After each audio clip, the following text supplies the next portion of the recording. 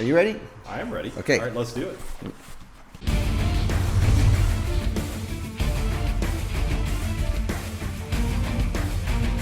Welcome to Straight Shooting Firearms Talk Show presented by MyGunDiary.com and Drake Fine Sporting Arms of El Paso. With your hosts, Felix Menor and J. Scott Drake. And now, here they are.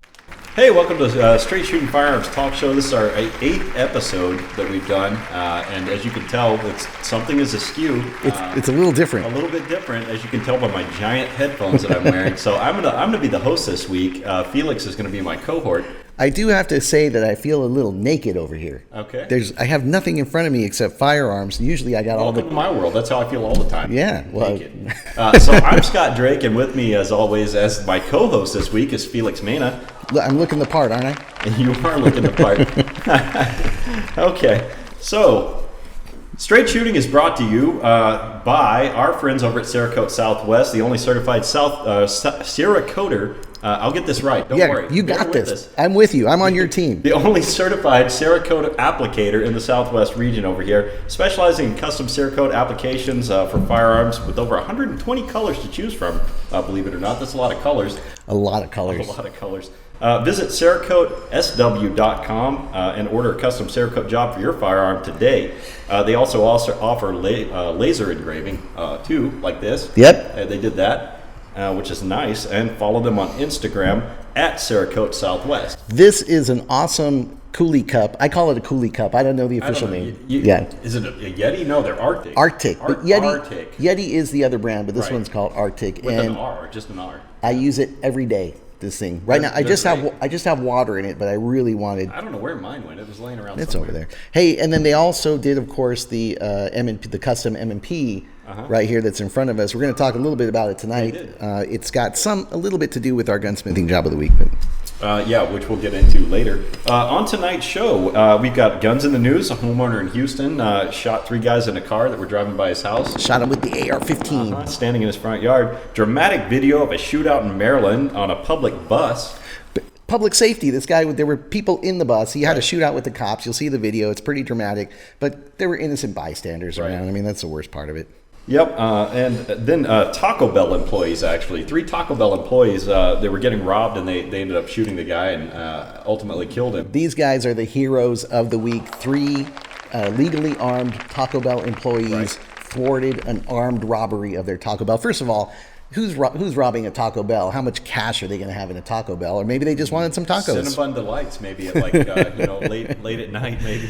What else we got on the show tonight? Let's see here. We've got our guns in the news. We'll be doing our You Show Me Yours, I'll Show You Mine. Oh, yeah. Felix's collection of 380 pistols. I love my 380s. I've got 3 different 380 pistols. They're beautiful. We're going to talk about them tonight. And this one here is a Browning BDA 380. Very nice pistol. A lot of people don't like the 380. I love it. I love it. That's what I carry. Is that right?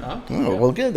I picked a good topic for tonight's You Show Me Yours, I'll Show You Mine. Right. Okay. Before we get started any further, I'm going to announce the StraightShootingShow.com website is up and running. Yes, it is. Thanks to Felix's hard work, and I don't have a bio on there, which I keep getting reminded of, but I will. Yes.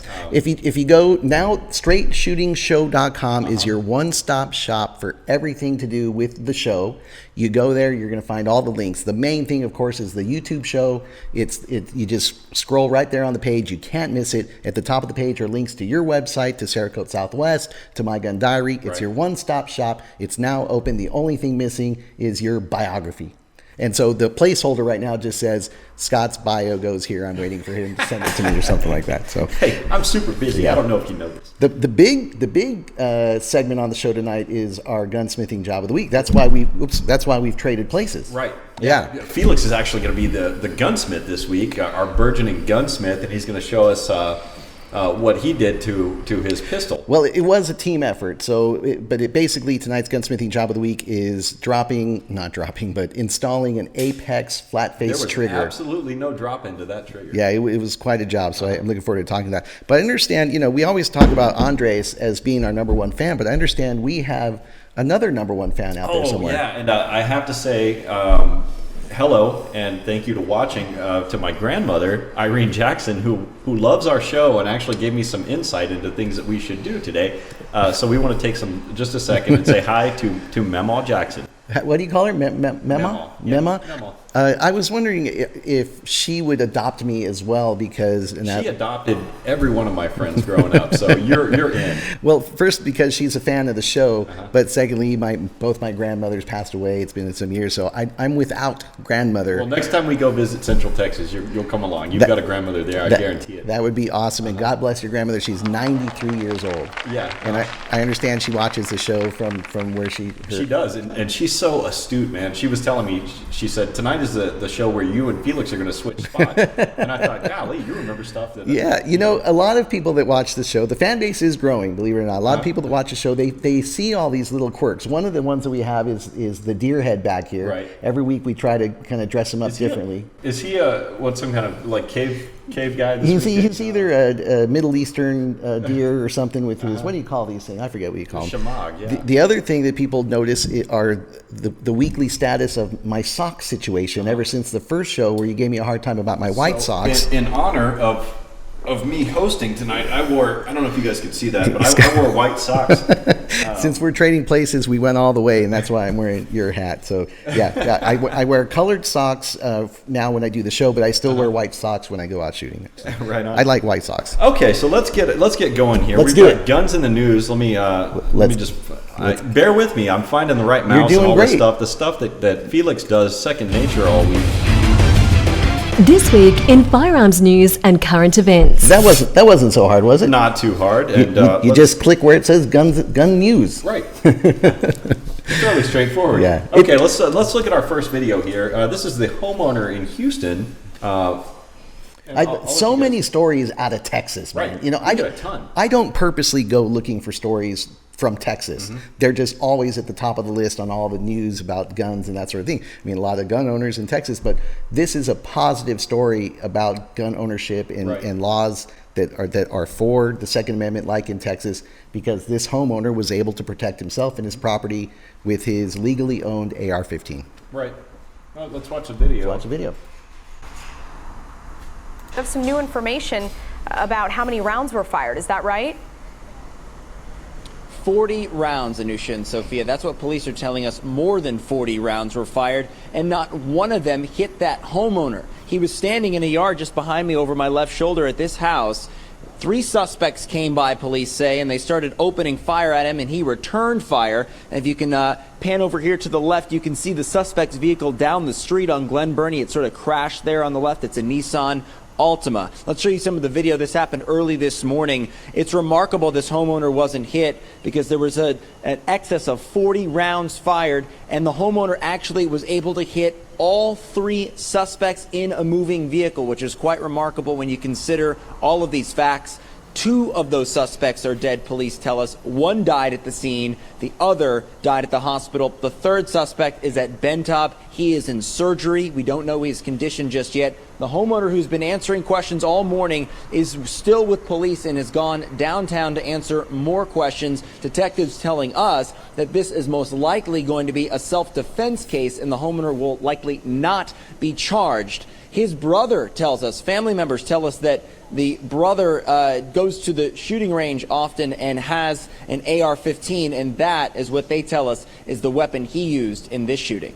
All right, let's stop it right there. Yeah, so there you have it. I mean, my first comment is obviously what had happened. It appears to be a gang drive-by type of shooing. I'm not saying what it was reported as. Yeah. Right, and there was speculation on the internet in the comments and whatnot. People were wondering, well, why is it that this homeowner just so happened to have why is he just hanging out in his yard with an AR-15? With an AR-15. Yeah. Now, it's Texas. He might have been hanging out with his AR-15, but there's some likelihood that it might have happened that way. But what I read that what happened is that this particular group of 3 suspects, we'll call them, had another incident with that homeowner earlier that day. Apparently, they were either trying to rob the house or they tried to set the house on fire or something. Somebody speculated. Something went down to put this guy on alert, so he was ready and waiting kind of for something like this to happen. Sure, and that's the most feasible explanation of why he had his AR-15. He has every right to have it, and that is a perfect example. This story is a perfect example of why law-abiding citizens all across America are entitled by the Second Amendment to own any kind of rifle they want to protect themselves. An AR-15, if you want a Barrett 50 cal to protect yourself, go for it, because there are bad elements, criminal elements that are, that either want to steal your stuff, kill you, rape you, burn your house down. I mean, that's what was going on. These guys had bad intentions, and we law-abiding citizens have the right to defend ourselves. This guy did. He had been to the range and practiced.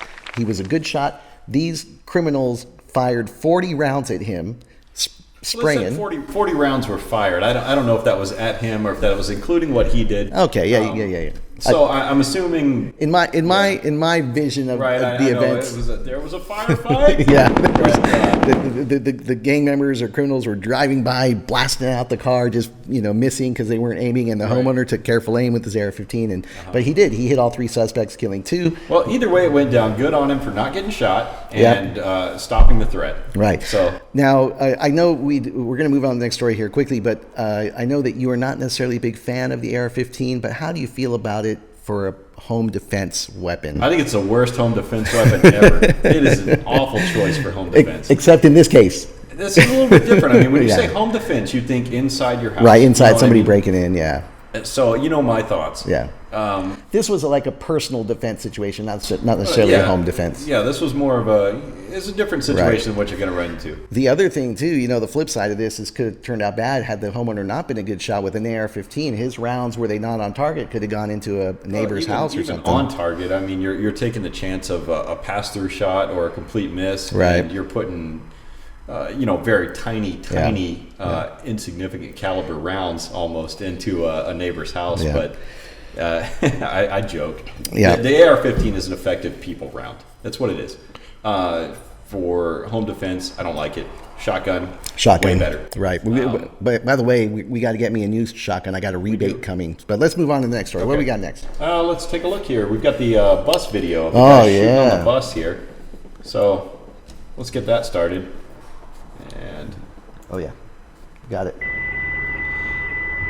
So this is in Maryland. Is Maryland a gun-friendly state?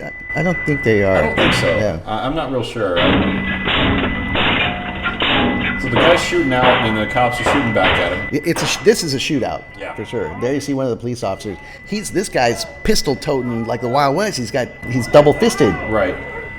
Yeah, and he had some extended magazines. Yeah. He was ready for something. So anyway, the video goes on for 2 something minutes like this. Here, let it go for about 30 seconds more. There he is, and he comes in. Now he must have police officers on either side. Look at this guy. Yeah, he's played a lot of video games. I think it looks like it.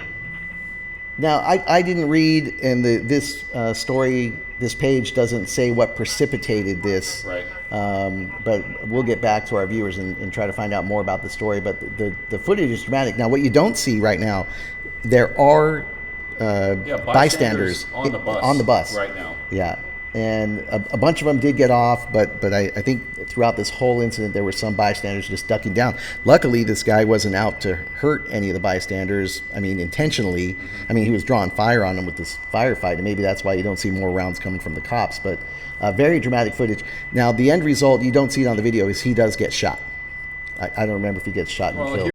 Here in a second, that's what I was going to say is, I mean, this goes on and on for a couple of minutes, and then the guy, basically runs straight out into the field across the street. Now, so my thought on this, as I was watching this and knowing that there were bystanders, what if I was in that bus as a legal concealed carry permit holder? Would I engage this guy? Maybe. Absolutely, yeah. Yeah, absolutely. Stop him. If I had the opportunity. Yeah. But the police did shoot him, and it just goes to show you, even on a public bus, you never know what's going to transpire. Well, my opinion is you're never safe on a public bus, but don't ride the bus.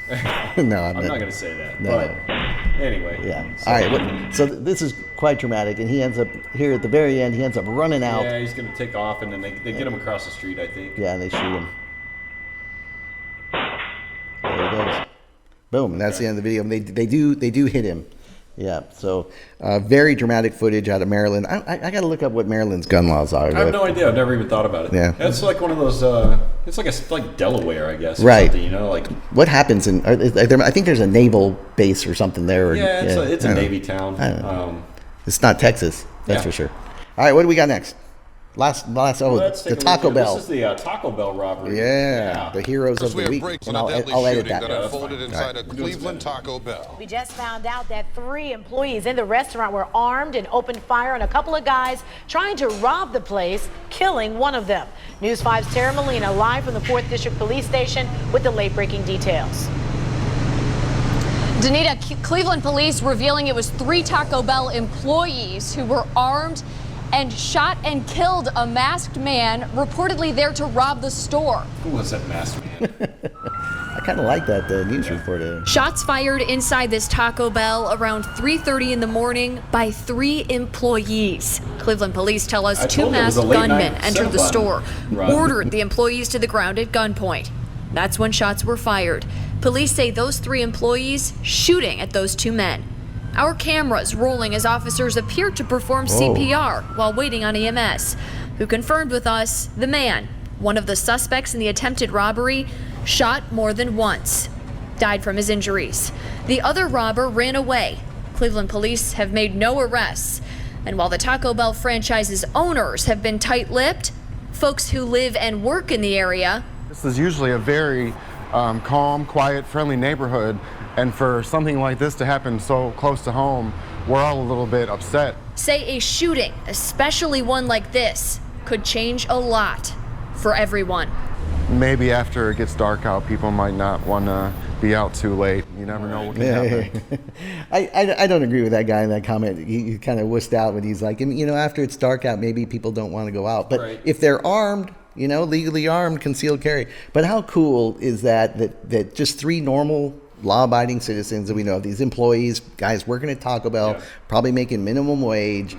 It's probably like working at a convenience store. If you're working the 24-hour shift, bad stuff can happen. And they decided to arm themselves. And look, it paid off to be legally armed because they were under the gun. Hey, all I can say is Cleveland rocks.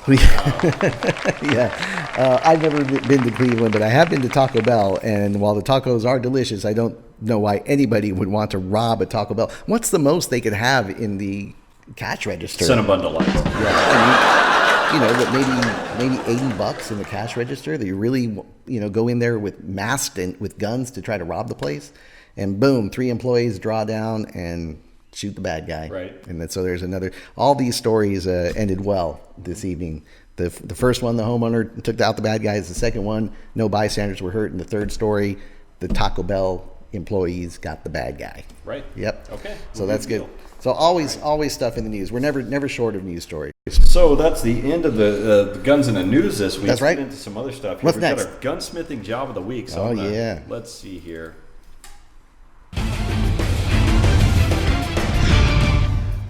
So Felix has an interesting. Oh, you did what I did once. What? You hit the wrong intro. Did I? Yeah. Let's do it again. Gunsmith. Oh. There you go. There. It's time for the gunsmithing job of the week. Not so easy over there, is it? All right. So Felix has a project, and he's going to tell us all about it. I'm going to go ahead and start our. Yeah, we did this in the shop. We shot video of what we were doing. And so what it is when I sent the M&P for the custom Cerakote job to Cerakote Southwest, Franco called me and said that, that's fine. Franco called me and said that the trigger reset button, the trigger reset spring was broken. Right. And so I said, that's a good excuse to order a new trigger. And I've been looking at these Apex triggers for a while. But when it came to deciding which firearm I was going to put it into, this being our showpiece, and not my competition pistol, so to speak. I don't know if you know this or not, but I am a competitive shooter. I saw that. You're 15th place. 15th place in the July 15th local IDPA match, and then I finished at 9th place in my second one out of 9. But technically, you're a competitive I am a competitive shooter. Right. Yes, absolutely. Okay, so I had to decide where I was going to put this Apex trigger. This being the Shogun, I opted not to put it in there. I do have another Smith & Wesson M&P, which is this beautiful, it's a limited edition M&P that's got a nickel boron coated slide. Mm-hmm. And I decided this is what I'm going to drop it into. And what originally what I was going to do is drop this Apex trigger in here, take the spring out, and put the spring in this, the Cerakote Southwest M&P. And, Right. So let me tell you a bit about what I learned because being the apathetic and completely disinterested friend that I am, I didn't even take a look at your pistol to see if anything was actually broken. Which I probably could have avoided all of this. Yeah, because what it wasn't broken. It's this particular M&P, the Cerakote Southwest one. It's got a magazine safety, and when there's no magazine in it, a little spring, tiny thin little spring pops out, and you can't pull the trigger. I mean, you can pull the trigger, but it won't. It won't shoot if there's no magazine in it. So there's nothing wrong with it, but somebody who doesn't know that might think there's something wrong with it. Right. But this other one doesn't have a magazine safety on it. All right, so behind you, you see the job here. Okay, so you order the Apex trigger. It comes with everything you need, the aluminum flat face trigger, which is like a 1911 style. But the first thing you have to do is take apart the pistol. And if you don't have the tools to do it or the know-how, take it to a gunsmith, because had I tried to do this at home, I would not have gotten very far. You would have wound up in the position that a lot of people wind up in my shop, where they bring me a Ziploc bag and there's a bunch of gun parts in it, and they go, "Hey, can you put this back together for me?" Right. Which is fine. That's what I'm here for. Yeah. And you were there for me because, well, I was able to get most of the work done myself and figure everything out. It was kind of a team effort with you, and then Chris was here as well. It's mostly just technique. You had the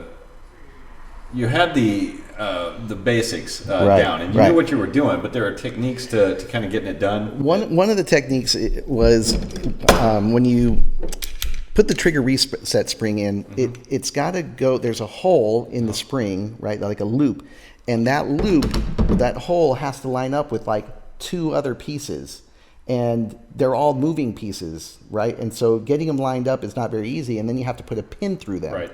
And so that's what was taking us so long to do. Is you showed me a trick where you put a punch, the right size punch, through all of those holes, including the one in the spring, and then you can put the pin through the other side, and it pushes that punch out. Right, which works in theory. That technique didn't end up working. Right. And in the end, which you're not going to see on camera, is I took it in the back and I cheated and I used a pick and I. Right, but that's where experience comes in from a master gunsmith. Is you then, like a surgeon, you took a small little pick, and as you were pushing the pin in, you pushed that spring into alignment so that all the holes were aligned. Right. That was really the only way to do it, because we were struggling for a while, and then we actually had to take it apart and start over again a few times because we weren't getting very far.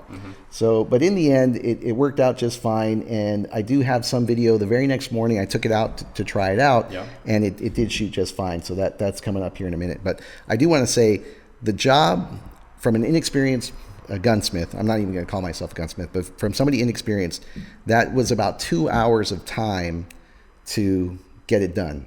Yeah, it was definitely, it's not something that you're going to do in 15 minutes. It was definitely a time investment that was with your help, and Chris was here too, giving him his input as well. I didn't help very much. I mostly sat on Facebook and, Well, you did. So once we disassembled it, we got the trigger in, we got the spring in, it was time to reassemble it. And one of the things that I learned to do was, on the M&P anyways, is go ahead and put the entire trigger assembly together first and put it in as an entire unit. Because what I did was I put the trigger portion in first, and then I put the sear housing, tried to put the sear housing in second, and I couldn't move that trigger bar up enough to get it in, so we had to take it apart and put it all in one piece and then drop it all in together. So here I am the very next morning. I went out, and this is the M&P with the trigger. This Apex trigger is fantastic. Now, they include two different trigger reset springs in there. One is like a 4.5 pound string tension, which is like a duty carry. The other one is like a 3 pound spring. And I opted to put the 4.5 pound spring in there. Maybe later tonight we can actually test what. Well, you actually are going to carry this around with you, right? It's these are not really. They're not really set up to be a competition gun. You know what I mean? They're not a target pistol. Yeah. But what I liked about this trigger in particular is the very short reset. Right. Meaning you can, if you want to shoot rapid fire, and it was highly accurate. This pistol is super accurate because you don't have a lot of play in the trigger. There's not a lot of tension, and I was able to get a lot of shots on target. I really like it a lot. Now, this retails. I never really did any research on how much triggers cost, but this retails for $160. So I didn't pay full retail for it. I got a good deal on it on eBay, but it's not cheap for a trigger. I don't know what triggers normally go for, but the difference was night and day. And then here I am shooting the Cerakote Southwest M&P that they did for us, and it was just fine. And here's some close-up shots. So my closing is that this is not a job that I would want to do. And you having seen that it probably would take you less than half the time, but it's not something I want to do again. So in the end, I opted not to replace the spring in the Cerakote Southwest M&P. One, because it's a pain in the butt to do the job, and two, because I figured out that it doesn't need it. It's not broken. It's just fine. So that is our gunsmithing job of the week. And I don't think, unless you have the tools in a gunsmith shop at home, don't even bother trying. Take it to your gunsmith. Oh, you were using some of my highly technical tools, like that wood block that I drilled a hole in is a pin punch block, a bench block. So anyway. Yeah, but now let's get to our 380. You show me yours, I'll show you mine. For the You Show Me Yours, I'll Show You Mine, I decided to bring in my collection of 380 pistols. Now, my favorite carry pistols are 380s because of their small size. Right. And I don't need to carry a big 5-inch 1911 that's heavy. So I carry a 380 most of the time.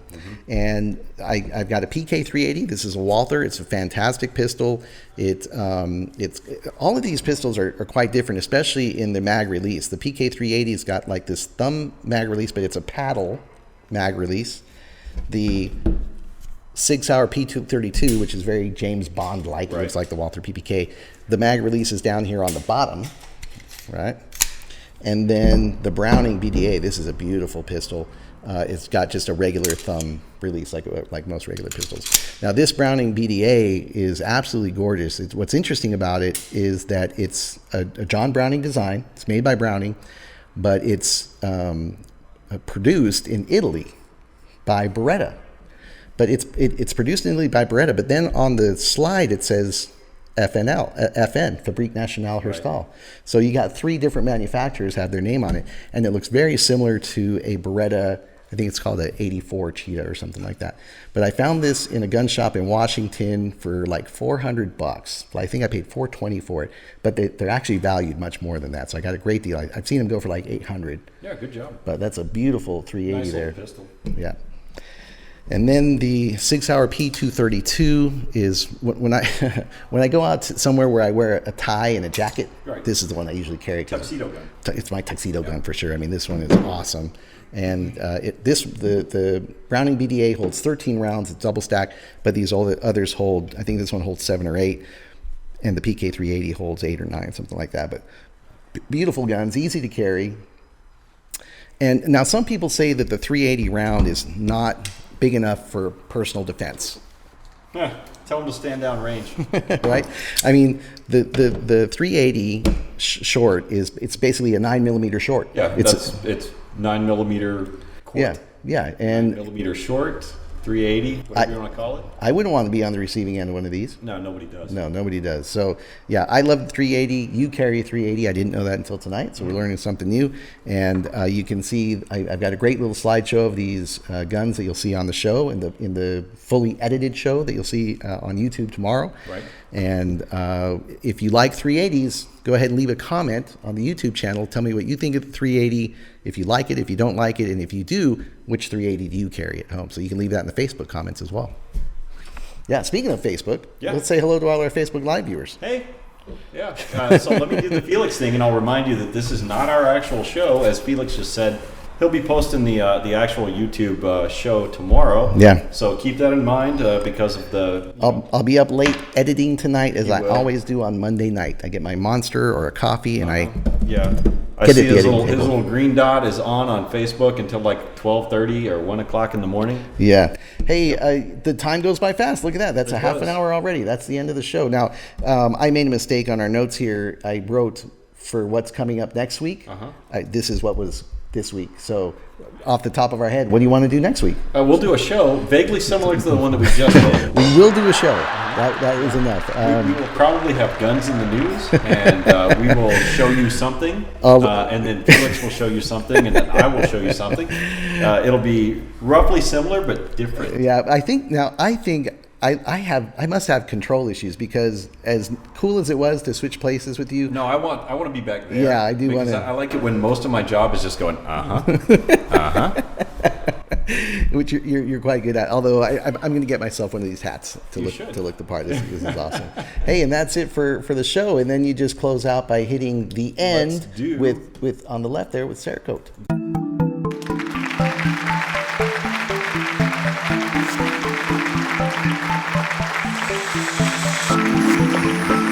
Stay tuned for the next episode of Straight Shooting, when we take another shot.